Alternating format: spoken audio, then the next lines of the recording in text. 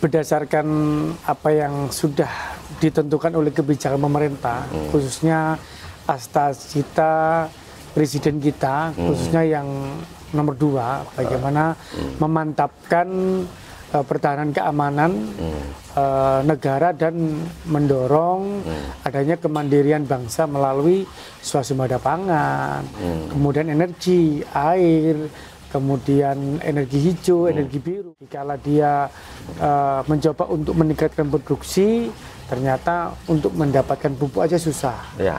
Untuk menjual saja daya jual, daya belinya jatuh. Ini kan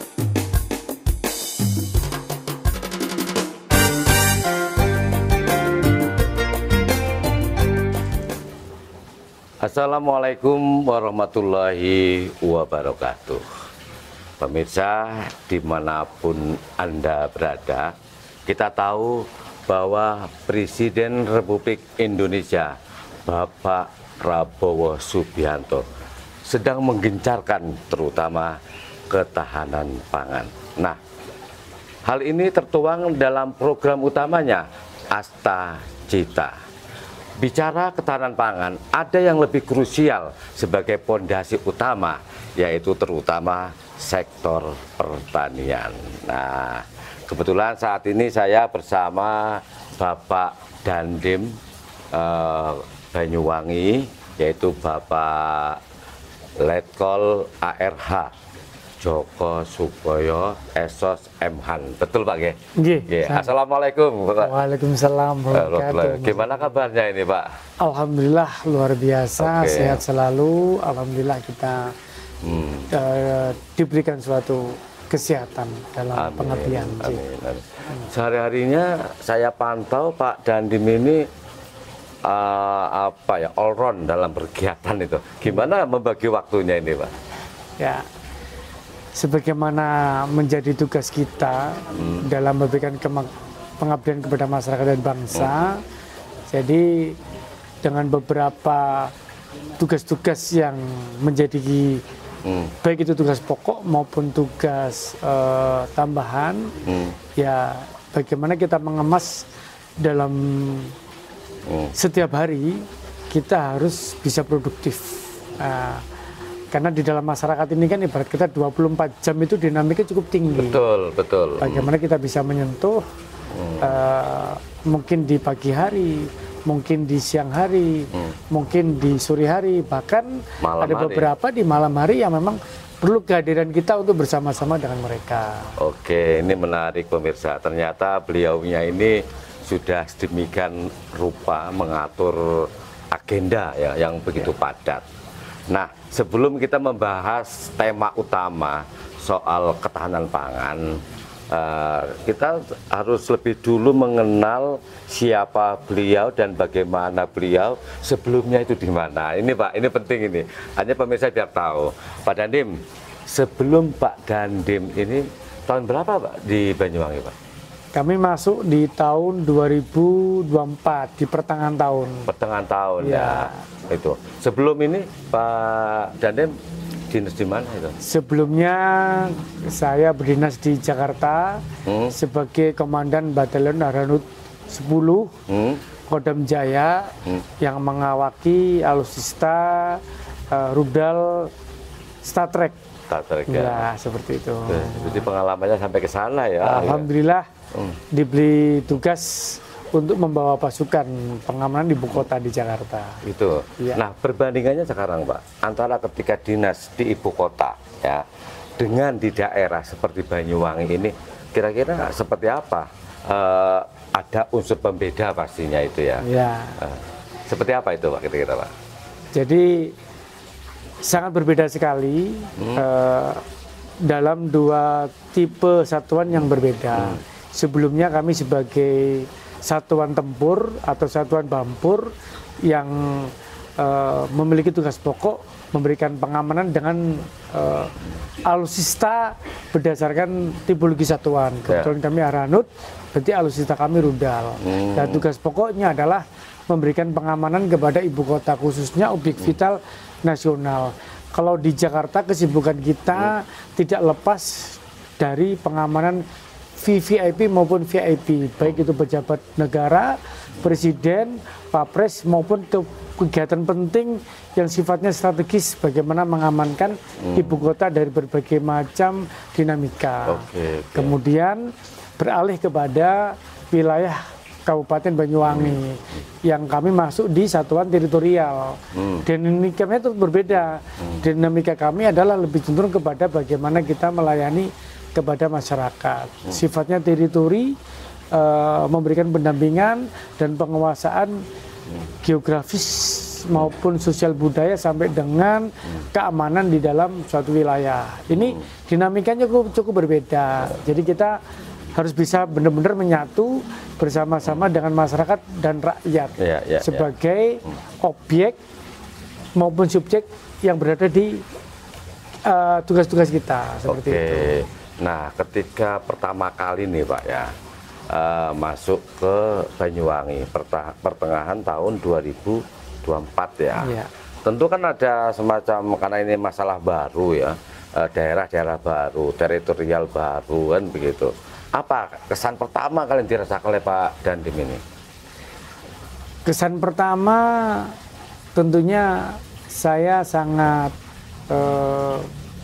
terheran karena di luar prediksi dan bayangan saya bisa masuk ke wilayah paling timur di Jawa Timur atau di Jawa. Karena sudah 20 tahun berdinas, baru kali ini kami kembali ke Jawa Timur karena asalnya kami memang dari Jawa Timur. Oh gitu. Dulu asli mana ini Pak? Kami asli Kota Batu Malang. Tapi dengar-dengar Pak Dandim ini ada hubungan emosional dengan telatah Belambangan Banyuwangi. Seperti apa itu Pak? Jadi dengan kami mendapat tugas pengabdian di Banyuwangi ini sangat berbeda daripada penugas kami yang sebelumnya. Jadi sangat luar biasa kulturnya, kemudian sangat tinggi budayanya, sangat tinggi peradaban agamanya, dan sangat lengkap lah bagi kami, sangat kompleks. Ini sangat menarik. Pertama kali kami masuk Banyuwangi ini yang saya sentuh pertama adalah bagaimana kami bisa menyatu, bisa mengenal adat budaya yang ada di Banyuwangi.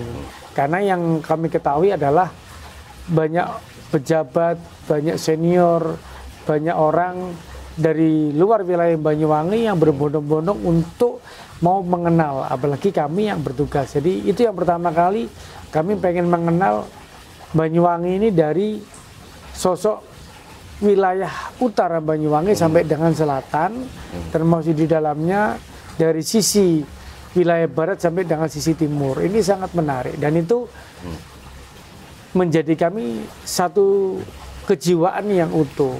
Ada hubungan emosional ya. Nah, karena kami mengaitkan dengan satuan yang kami emban di Jakarta. Itu ada kaitannya dengan bagaimana pertempuran yang terjadi di wilayah selatan Matraman lah, dari Lumajang, Jember, Banyuwangi, itu menjadi cikal bakal satuan tempur kami ada di Jakarta. Oh gitu, langsung terhubung berarti ya. Itu kami belajarnya pun dari sejarah pembentukan satuan itu sendiri. Jadi disitulah yang menjadi daya tarik saya untuk menyelami. Mudah-mudahan kami di sini bisa menyatu dengan tradisi adat dan budaya di Banyuwangi. Ya, tapi saya mendapat catatan penting ya Pak ya. Apakah saya nggak tahu apakah ini terhubung dengan jiwa prajuritnya jenengan atau bagaimana? Baru memimpin di Kodim Banyuwangi, Kodim 0825 Banyuwangi, tetapi tergerak ya untuk mengurai salah satu pejuang sejarah. Itu kalau nggak salah satu senopati Perang Bayu tahun 1771 yang dikenal sebagai Srikandinya Blambangan Sayu Wiwit. Nah ini saya lihat justru Pak Dandim ini membangun sebuah jejak sejarah. Kira-kira apa Pak yang melatar belakang itu? Supaya kita bisa memahami lingkungan geostrategi dan sosial budaya yang ada, maka tentunya kita harus tahu latar sejarah dari daerah itu sendiri. Salah satu yang terkenal adalah pertempuran Belambangan. Itu yang menjadi cikal bakal Banyuwangi. Supaya kami di sini bisa melebur dengan masyarakat sekitar. Karena masyarakat sekarang kan lebih cenderung mengarah kepada modernisasi ya. Tapi budaya itu tidak boleh lupa. Nah, disitulah saya tergerak dengan beberapa tokoh-tokoh yang mungkin saat ini banyak terlupakan, tahu nama tapi tidak tahu sebenarnya seperti apa. Disitulah kami mulai mengikuti. Sebetulnya dalam suatu kerajaan Belambangan ini kan siapa-siapa yang menjadi motivasi untuk kita bergerak berjuang di wilayah tersebut. Apalagi kami masuk di wilayah ini kan paling tidak harus mengenal itu. Betul, sebagai pedoman, sebagai panutan, sebagai arah supaya kami tetap memelihara adat dan tradisi budaya asli yang ada di sini. Jadi kita tidak keluar dari koridor itu. Oke, menarik. Oke, Pak Dandim, sebelum kita lanjut masuk ke tema, alangkah baiknya kita mencicipi kopi dulu, Pak. Cocok, jos ini. Ya, biar agak penyer ini, Pak. Ini kopi Banyuwangi. Banyuwangi, dapat dari mana, Pak? Ini kopi asli warga Using. Oh, warga Using ya? Ya. Berarti ini racikan orang Using ya, Pak? Using asli. Kita nikmati dulu. Ya.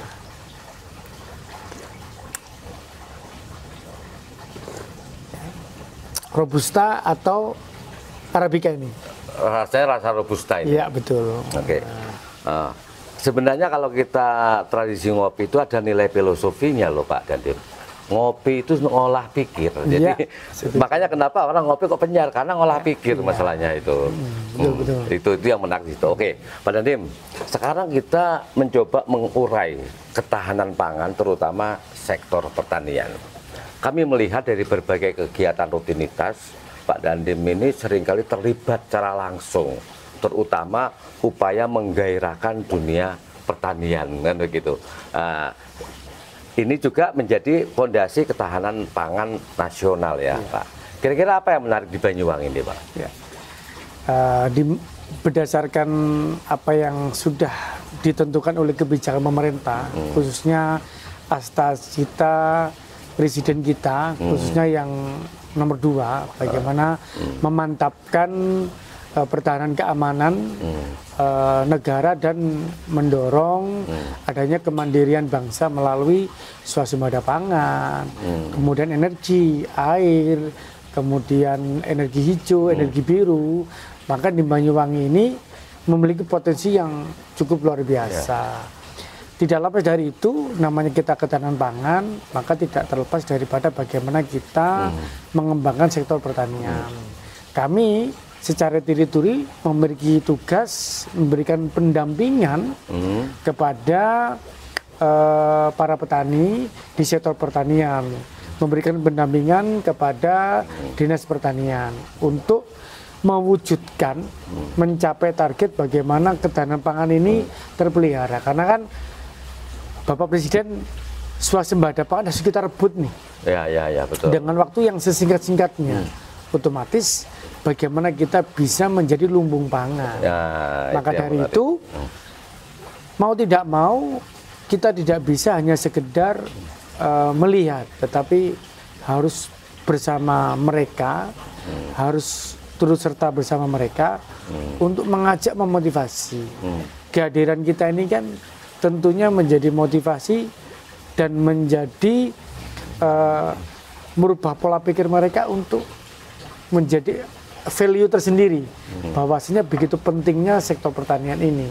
Apalagi para petani, ya kalau bahasa kita para petani kan termasuk orang-orang yang level menengah ke bawah. Itu harus kita tumbuhkan supaya dia termotivasi.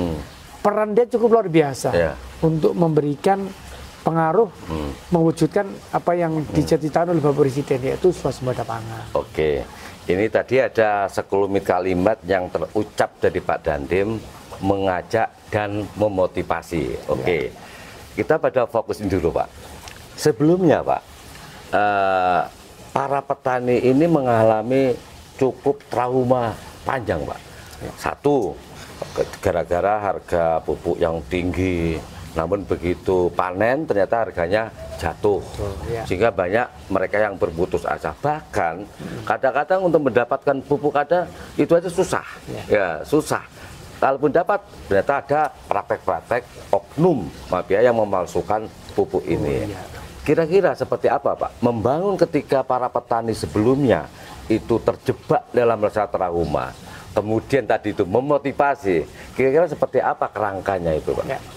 Jadi kebetulan saya sebelum menjadi TNI ini kan memang saya petani murni ya. Petani ya. Petani. Jadi kami mengalami baik menjadi petani di sawah maupun petani di ladang yang sifatnya hortikultura. Jadi kami mindset petani alhamdulillah kami dapat. Betul alhamdulillah petani. ya. Nah, dengan adanya keinginan petani supaya lebih makmur, ternyata tidak diimbangi dengan kondisi yang ada. Jadi betul yang Mas sampaikan, dikala dia mencoba untuk meningkatkan produksi, ternyata untuk mendapatkan pupuk aja susah. Ya. Untuk menjual saja daya jual, daya belinya jatuh.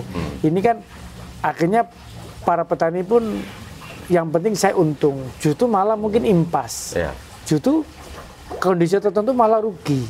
Ya. Nah, dengan kebijakan Bapak Presiden ini yang luar biasa, maka memerlukan suatu sistem atau support yang luar biasa untuk membangun kepercayaan, membangun mindset bahwasanya ayo bangun dari kegelisahan itu, ayo percaya dari kebingungan itu. Maka salah satu adalah harus kita merapat, harus datang, harus mengajak, harus mendampingi, dan harus mau menerima apa yang menjadi keluh mereka. Dibangun chemistry berarti ya. Betul. Jadi chemistry-nya itu harus dapat. Kebetulan dengan sistem pupuk yang sekarang kan udah luar biasa mudah. Ya. Harus membangun kepercayaan, yakin dengan adanya kebijakan pemerintah kita kawal. Jangan ada keraguan dengan adanya trauma-trauma yang dulu. Susahnya mencari pupuk sekarang diberi kemudahan. Kita kawal, kita ikutin. Begitu ada kendala, kita dampingi. Sampai di mana? Ternyata alhamdulillah mindset itu sudah mulai berubah mengarah yang lebih bagus. Tumbuh lagi kepercayaan dia. Termasuk juga cara menanam. Dulu mungkin Banyuwangi ini tanaman pokok kan padi. Padi, betul. Sekarang sudah merambah sebagian ke hortikultura. Karena tidak ada kepastian bagaimana penghasilan dari padi itu. Maka merambah. Tapi sekarang dengan kebijakan pemerintah yang luar biasa, kita harus bisa meyakinkan bahwasanya apa yang dia tanam, apa yang dia lakukan di dalam sektor pertanian terjamin oleh pemerintah. Akhirnya sampai dengan saat ini, alhamdulillah kepastian ini dia dapat. Sehingga yang diinginkan Bapak Presiden menciptakan kesejahteraan petani mulai langkah demi langkah terwujud. Ya, alhamdulillah. Tinggal kepercayaan itu sekarang terbangun dengan luas. Itu kira-kira. Oke. Untuk kalau waktu itu kan pernah saya dengar bahwa Bapak Presiden sudah menetapkan harga nasional untuk hasil panen. Itu berlaku untuk semuanya atau bagaimana, Pak? Dan berapa besarannya yang sampai sekarang berlaku?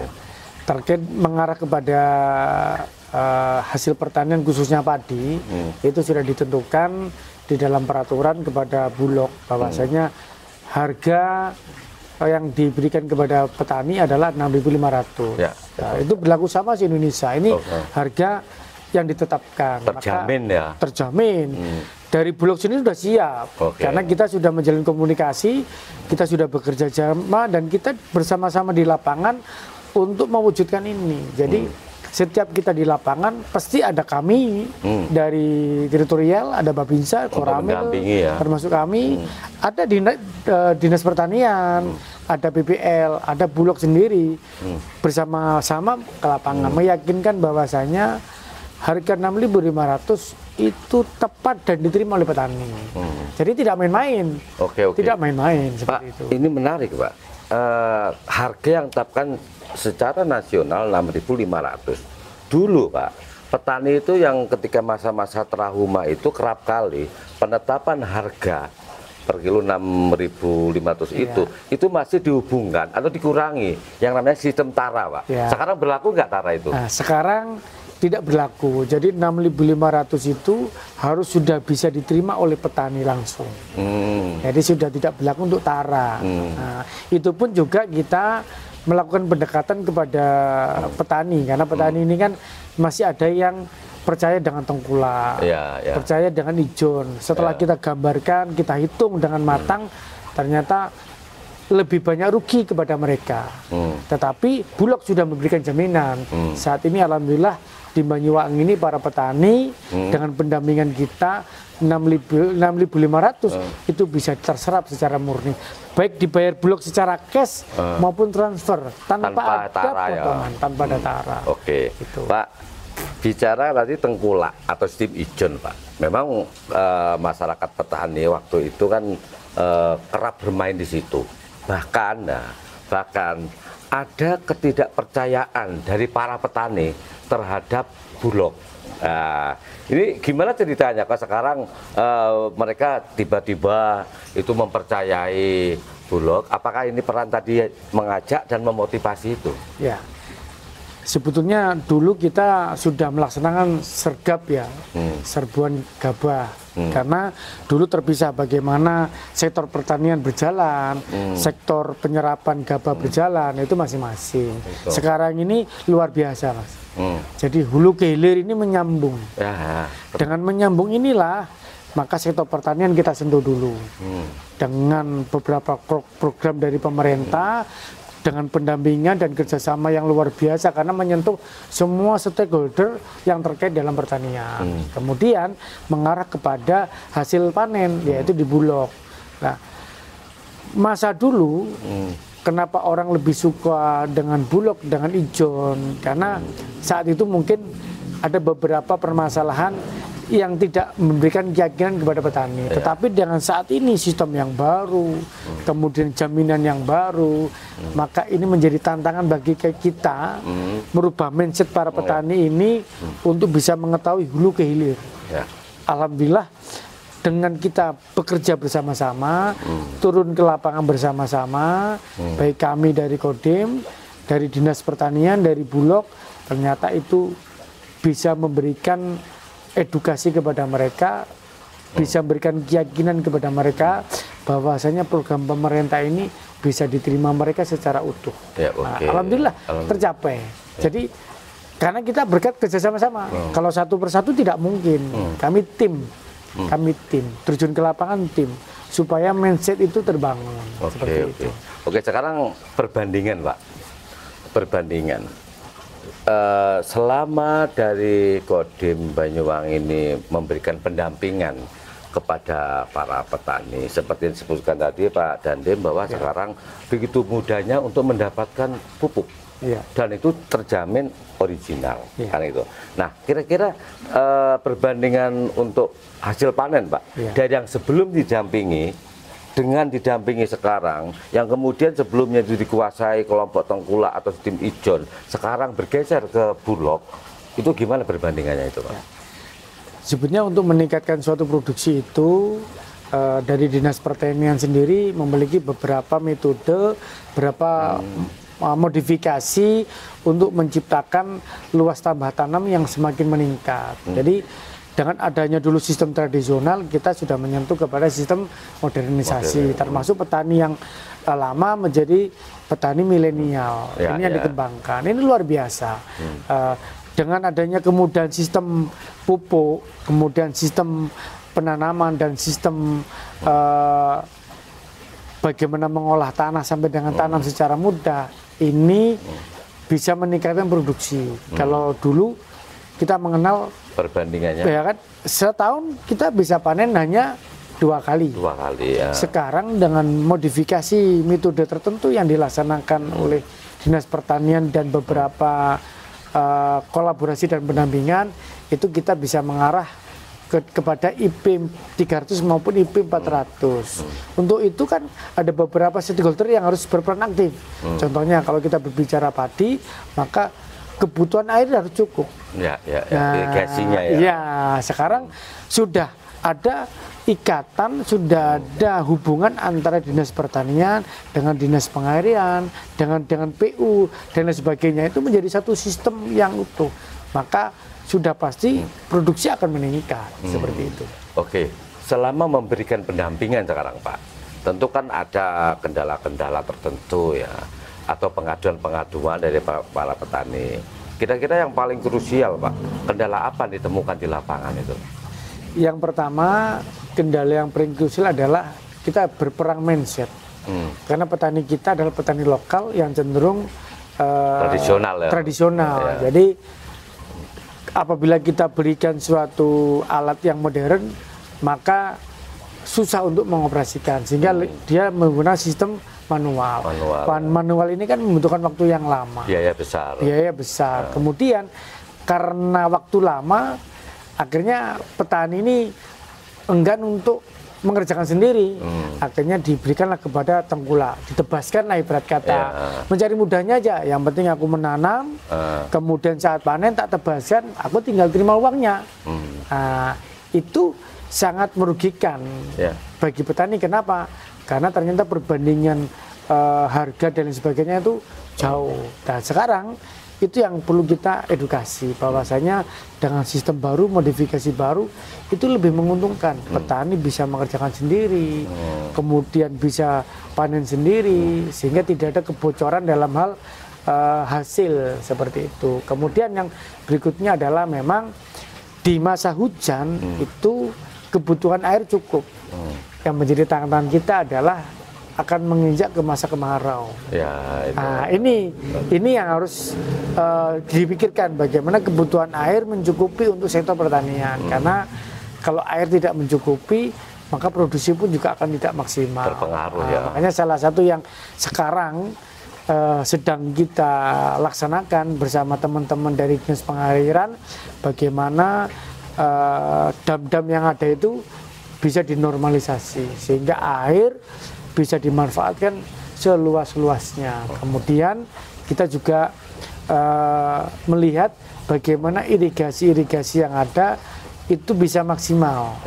Termasuk di TNI Angkatan Darat sendiri ada namanya program unggulan terkait dengan pipanisasi, kemudian pompanisasi, sumur bor untuk pertanian maupun sumur bor untuk air bersih. Ini juga salah satu bagian yang menjadi support system mendukung kegiatan ketahanan pangan tersebut. Oke, Pak Dandim, mudah-mudahan ini juga apa yang disampaikan ini memberikan penjelasan ya. Nah, sebelum saya akhiri kisah kita maksudnya malam ini ya di kantor Kodim 0825 ini, mungkin Pak ada pesan, ada nasihat atau apapun namanya lah, baik itu para petani, pihak-pihak terkait yang mungkin selama ini belum optimal Pak. Monggo Pak, sampaikan Pak. Kepada rekan-rekan dan masyarakat Banyuwangi semua, bahwasanya dalam mendukung tugas ataupun kebijakan pemerintah, khususnya dalam mencapai ketahanan pangan menuju swasembada pangan, ayo kita sama-sama berkolaborasi, bergotong royong, dan bekerja sama. Setiap tugas kita, setiap bidang tugas kita, setiap pekerjaan kita selalu ada peran yang penting. Tidak ada satupun peran yang tidak tersentuh. Peran-peran kita itu saling terkait satu dengan yang lain. Bagaimana kita bersama-sama mengkolaborasikan. Setiap ada kesulitan, pasti ada solusi. Dan tidak akan pernah tanpa kesulitan. Pasti ada kesulitan. Tetapi yakin kita ada solusi dengan cara berdiskusi, dengan cara bekerja bersama-sama. Yakin bahwasanya seluruh stakeholder yang ada di pemerintah Kabupaten Banyuwangi itu bersama-sama untuk menuju masyarakat yang lebih sejahtera. Nah, itu yang menjadi pesan kami yang pertama. Terus yang kedua, saya mengajak kepada seluruh warga masyarakat bahwasanya Kabupaten Banyuwangi ini adalah rumah kita. Ayo kita kembangkan, ayo kita besarkan. Dengan apa? Dengan tugas kita masing-masing, dengan peran kita masing-masing. Kemudian yang terakhir adalah satu pesan moral dari saya. Mudah-mudahan bisa berguna. Pesan moral itu mudah-mudahan bisa diterapkan oleh siapa saja.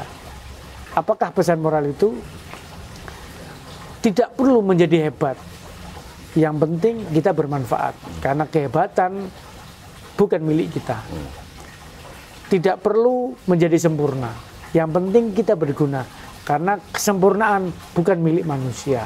Salam hormat dari saya, dalam hormat dari Kodim 0825 Banyuwangi. Sukses selalu, mudah-mudahan kita menjadi manusia yang bermanfaat. Amin, amin. Ya, terima Oke kasih. pemirsa, itu tadi ya sebuah motivasi pencerahan yang luar biasa. Dan saya mengingatkan bahwa Banyuwangi Pak, Nggih. dulu itu pernah menjadi kota padi Pak. Oh, luar Karena biasa. bahkan Banyuwangi itu bisa menghidupi ekspor untuk sebuah negara. Ya. Dan yang terpenting kita bagaimana untuk menyatakan diri, bertekad bersama-sama mewujudkan, mengembalikan Banyuwangi menjadi kota padi. Terima kasih. Wassalamualaikum warahmatullahi wabarakatuh. Oke. Terima kasih. Luar biasa. Oke, kita ngopi dulu. Ngopi dulu. Nah, ini.